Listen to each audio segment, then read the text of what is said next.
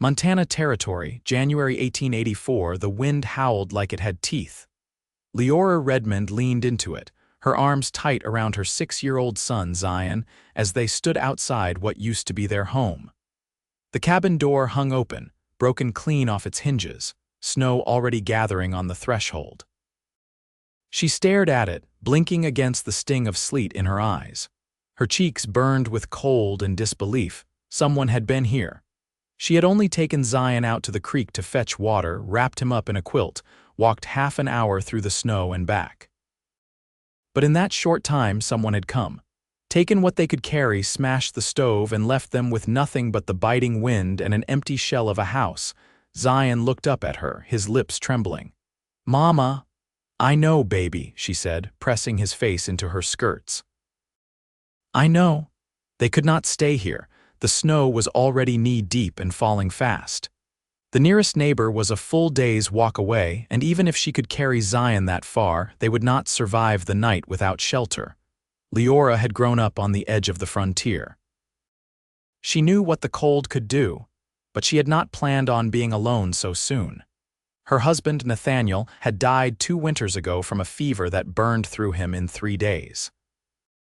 Since then, it had just been her and Zion, scraping by with the help of a small garden in the warmer months and trapping rabbits in the winter. Now even that was gone. She pressed her hand to Zion's cheek. His skin was too cold. They had to move. Somewhere. Anywhere. She wrapped him tighter in the quilt and started trudging through the snow, not toward town, but north toward the tree line.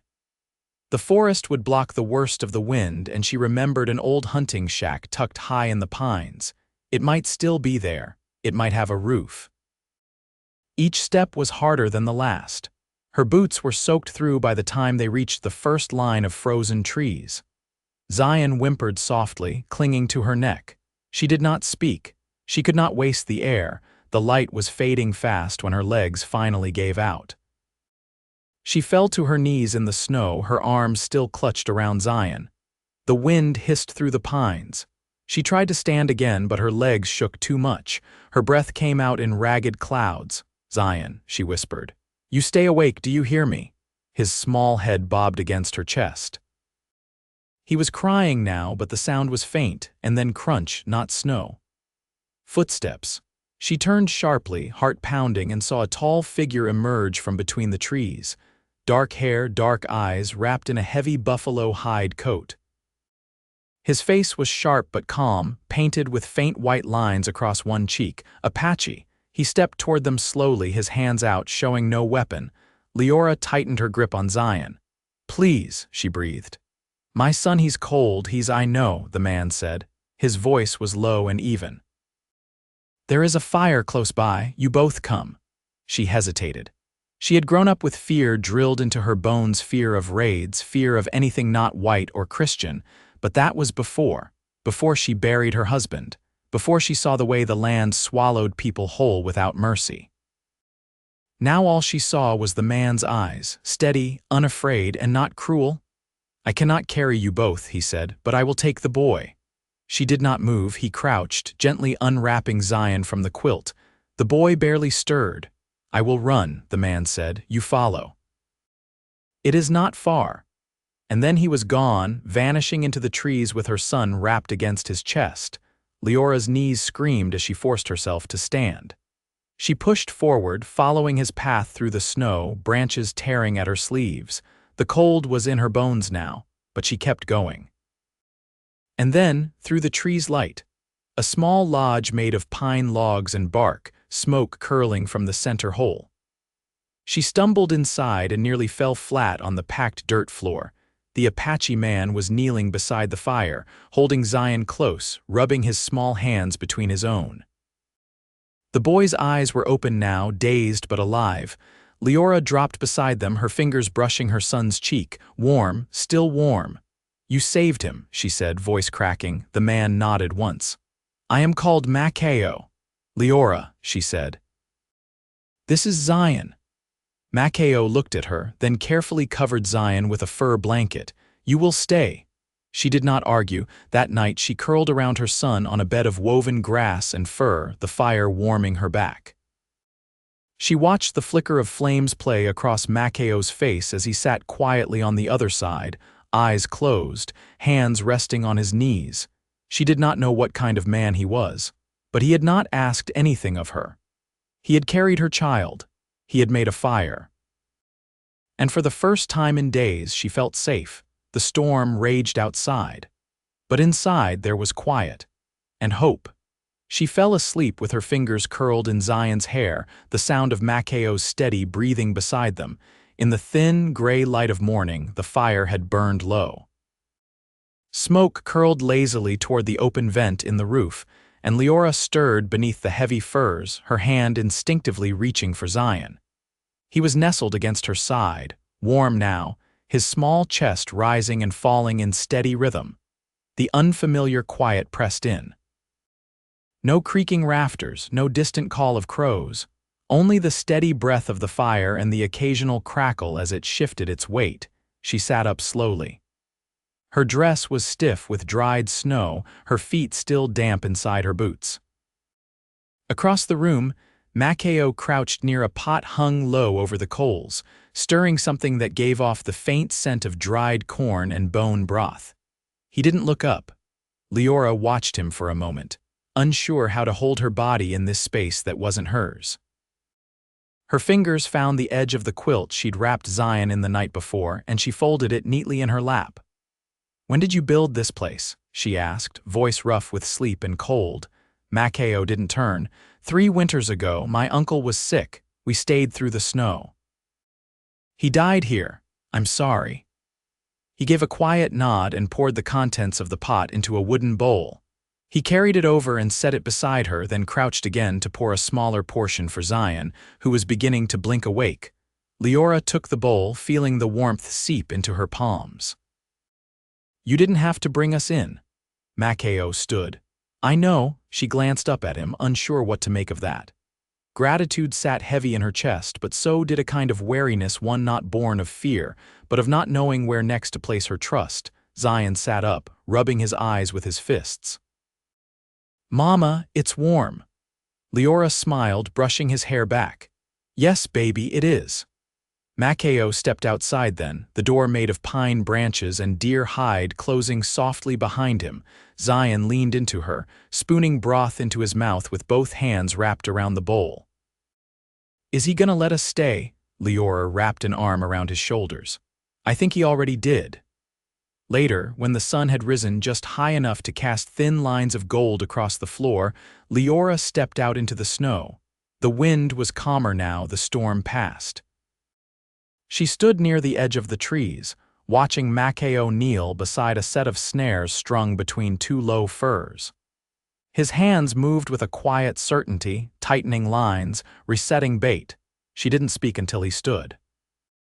"You live here alone, for now. Do you have people nearby?" He turned toward her, wind tugging at the edge of his coat. "A day's ride, east near the breaks. My aunt raises goats, her son's nearly a man now."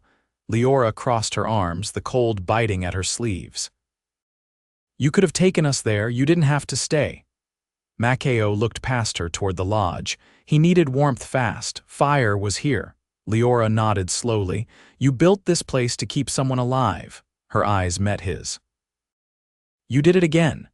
He didn't answer, but something in his face shifted just a flicker, like a ripple across still water. They walked back together, their boots crunching softly over the crusted snow.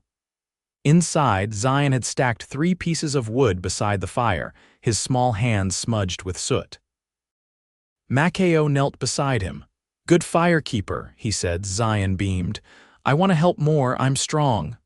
"I see that." Liora sat on the edge of the sleeping mat, watching the two of them. Makaio's voice was even, never loud, and Zion listened with a kind of quiet attention he rarely gave to anyone but her. "When the snow melts," she said softly, "we'll leave you in peace." Makaio didn't look up. "There is no hurry." Zion tugged on his sleeve. "Can we stay till it's warm, Mama?" Liora hesitated. Makaio answered first. "You are welcome." The words settled into the room like another log on the fire, solid, unhurried, and enough for now. The first thaw came in the form of dripping pine needles and the soft collapse of snow from the lodge roof. Days had passed, each marked by the slow, deliberate rhythm of survival. Trapping, boiling water, mending seams. Zion had taken to shadowing Makaio, dragging sticks twice his size and asking endless quiet questions with wide, hungry eyes. Liora watched them from the doorway that morning, her hands wrapped around a scrap of linen she was sewing into a new sleeve for Zion's shirt. The boy had torn it climbing after a squirrel the day before. She set her stitching aside when she saw Makaio lead Zion back from the tree line, both of them dusted with pine needles and damp from where the snow still clung in hollows. Zion held a small wooden carving in his mittened fist, a bird, wings outstretched mid-flight. Liora crouched, brushing snow from his shoulders. "Where'd you get that?" Makaio's voice was quiet behind her. "He found the wood, I only helped shape it." Zion grinned. "It's for Mama." Liora blinked, taking the carving in her palm. It was rough in places, but the curve of the wings showed care, and the grain followed the line of motion like it had been waiting to be revealed. "Thank you," she said, looking between them. Zion beamed and darted inside, already calling out to the fire. She tucked the bird into her pocket and turned. Makaio was watching her, arms crossed loosely. "You carve often?" "Not for a long time." "What made you start again?" He hesitated, then shrugged once.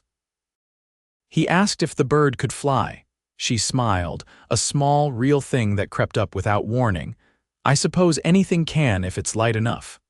Makaio's gaze lingered on her face, unreadable. "Some things only fly when they stop holding on." They stood watching the trees for a few breaths, the silence between them no longer edged with unfamiliarity. The forest sounded different now, less hollow. Somewhere nearby, water trickled where ice had broken open. Liora broke the stillness first. "I'd like to repay you." Makaio didn't move. "For what?" "For feeding us, for shelter, for not asking for anything." He studied her, then looked toward the lodge. Zion needed care. "You came with him. That doesn't mean I don't owe you something." "I don't keep a ledger, Liora." Her name in his mouth sounded different than it had in others, not softer, just more certain. She crossed her arms. "There's still work." "I can clean hides, boil pitch, mend gear." His brow lifted, amused. "You know pitch?" "I grew up near a mill," she said. "My father was a cooper. There wasn't much I didn't get roped into." He nodded once, considering. "There's a broken sled runner. If you can seal the crack, it might carry again." "I'll need a fire hot enough to thin it. I'll gather pine. You'll need dry pieces." She offered her hand. "Deal." He looked at it for a moment, then reached out and took it. His palm was broad, calloused, and oddly warm for a man who spent his days outside. That night, they worked side by side near the fire pit, the pitch melting in a small tin over the embers. Liora stirred it slowly, careful not to let it boil over, while Makaio dragged the cracked runner close and braced it with a wedge of stone. "You could have turned us away," she said after a while. "You had nothing to gain." "I've seen what the snow does," he said. "There's no pride in letting someone freeze." She glanced up. "You think I have pride?" "I think you came through something hard and didn't break." She stirred the pitch in silence, the tin hissing gently. "I broke plenty. Just didn't stay that way." He nodded, as if that made sense to him.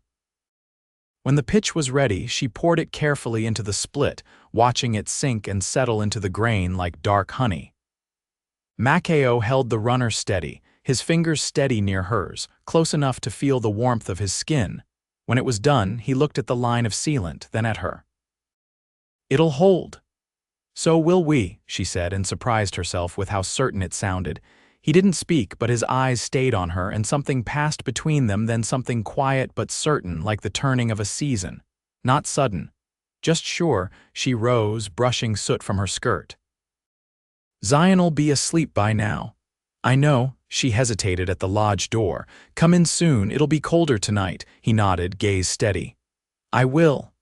She stepped inside, the carved bird still in her pocket, and pulled the heavy hide door closed behind her.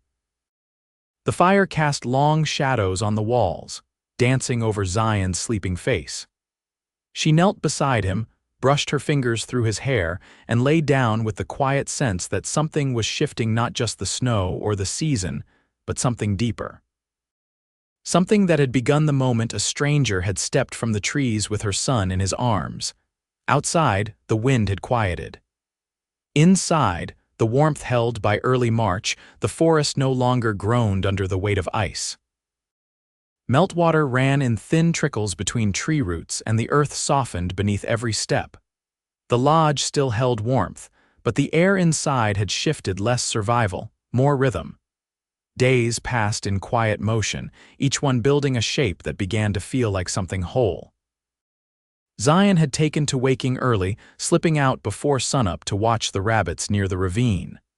Makaio led him, as long as he stayed within sight of the lodge. Liora had stopped asking where the boy got his patience. She simply wrapped him in a heavier shawl and kept the fire stoked for when he returned. That morning, she stood ankle-deep in the creek that edged the far side of the forest, sleeves rolled and skirts tied high. Her fingers moved steady beneath the surface, feeling for the smooth curve of river stones. Makaio had mentioned needing more for the hearth, and she'd remembered the bend in the water where the current slowed enough to leave them behind. He appeared on the bank without a sound, the way he always did. "You'll lose your toes," he said, arms folded. She held up a flat, oval stone, water slipping from her wrist. "Not if I'm quick." "You're not quick." She tilted her head, grinning without meaning to. "I'm thorough." He stepped into the edge of the water, boots sinking halfway. "You're stubborn." "Same thing." He crouched to help, his coat brushing the edge of her skirts. They worked in silence, collecting the right size stones, flat, wide, heavy. Liora glanced at his hands, the way they moved without hesitation, even underwater. "You always this quiet?" she asked. He didn't look up. "Not always." "Was there someone you talked to more, my uncle, before his lungs gave out?" She shifted her footing. "You miss him?" "Yes," she didn't press. The water moved around their legs, cold but bearable. The sun had begun to warm the tops of the trees, casting long streaks of gold on the surface.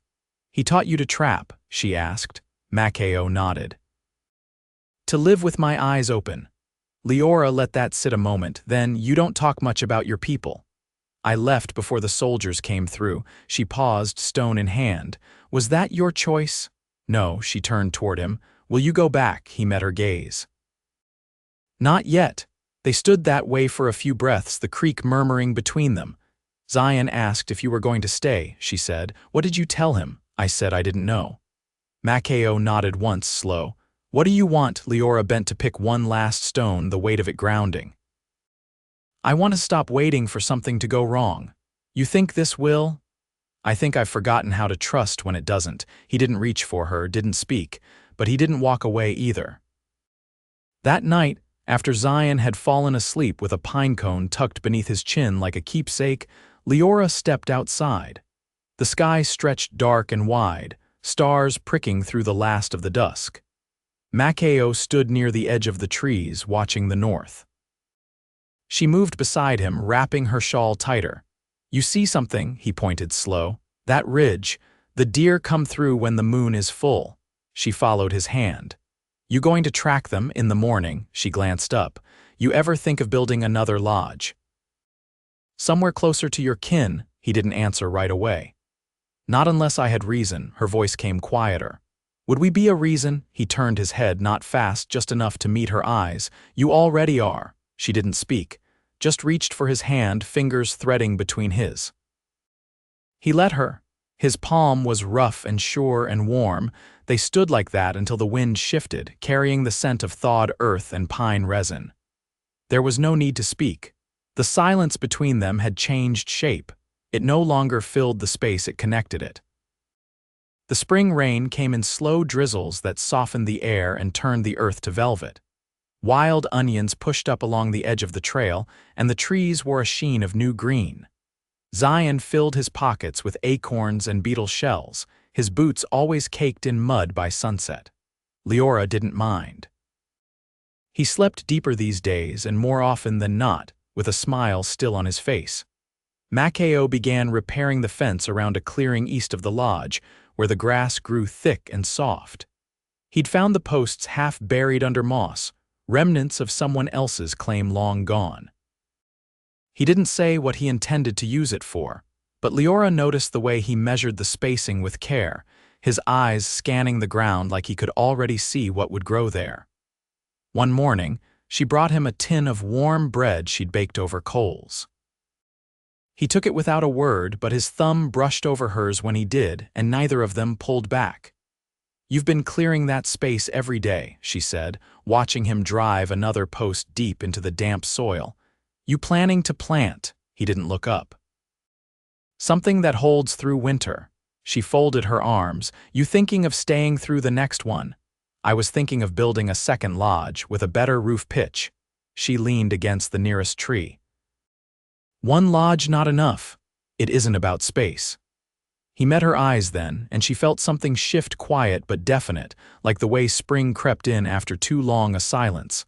Later that week, Makaio took Zion down to the lowland marsh where cattails grew thick. Liora stayed behind to sort dried herbs, but she heard them return well before she saw them, Zion's voice loud with excitement, Makaio's deeper laugh like the roll of distant thunder. She stepped outside as Zion ran to her, holding out a bundle of fresh shoots tied with a strip of bark. "For soup," he said, breathless. Makaio followed at a slower pace, his hands marked with river clay. She took the bundle and smiled. "I'll make it tonight." Zion darted off toward the lodge, already calling out his plans for their evening. Liora turned toward Makaio. "He's happier than I've seen him in years." He nodded, wiping his hands on his trousers. "He doesn't carry what you do." She studied him, the lines around his eyes, the tired grace in his posture. "And what about you?" "I carry what's mine." She stepped closer. "You don't have to do it alone." He didn't answer right away. Then, "I know." By early May, the fence was finished. Makaio had seeded it with lentils and squash, and Liora had stitched a scarecrow from one of Zion's worn shirts and a bundle of straw.